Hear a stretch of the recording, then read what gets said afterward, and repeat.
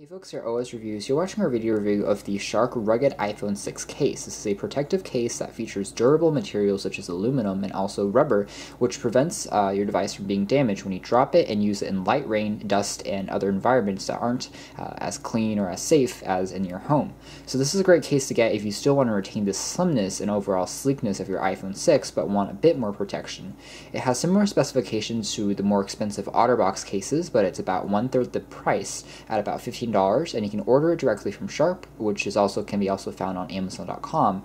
And it's around $15, which is pretty inexpensive. And my unit actually came in about 3 days after I ordered it, so very fast shipping as well. As you can see here, it's splash proof, which means it's light rain proof, but it's not going to be totally waterproof. So make sure you don't take it for a swim. It's also dust proof, shock proof, and fits all the models of the iPhone 6, whatever carrier you use or whatever size it's going to fit in terms of the capacity and the memory.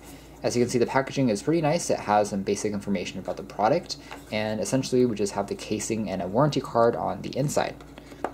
Opening up the box, we have access to the case. We have a manual here, and it shows you how to actually insert the case inside. It's a two-stage case with a rubber frame that you peel off and then you put inside. Some other unique aspects of this particular case, it actually comes included with a built-in screen protector on the case. So when you put it inside, it's also going to protect the screen, which is interesting.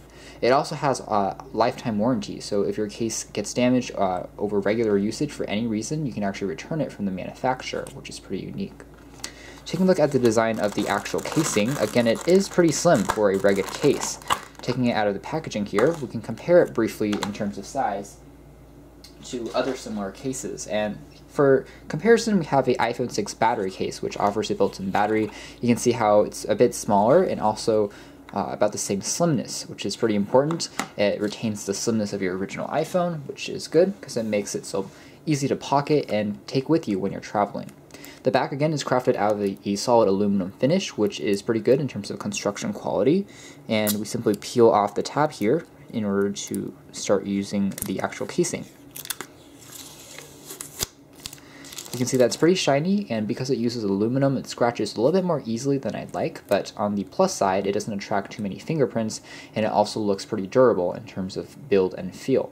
The case also comes equipped with all the standard ports, including the camera grill for the iPhone, and on the left-hand side, there is dedicated volume rockers that are tactile and easy to press, so even if you're wearing gloves, you can still use these ports pretty easily. There's also a built-in flap to protect any dust from coming in for the different ports. And over here we have a port for the mute switch, so whenever you want to turn the sound on and off on your iPhone.